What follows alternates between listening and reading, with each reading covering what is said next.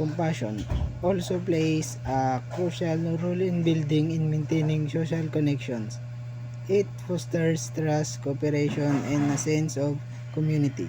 When we show compassion to others, we create an environment where people feel valued and supported, which can strengthen relationship and promote social harmony.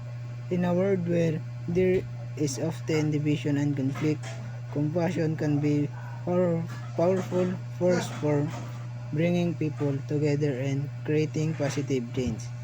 Furthermore, compassion has significant implications for leadership and organizational success. Leaders who demonstrate compassion are often more effective and inspiring in motivating their teams. They create a work environment where employees feel understood, respected, and valued, which can lead to higher levels of job satisfaction, engagement, and productivity. Compassion leadership also promotes a culture of collaboration and innovation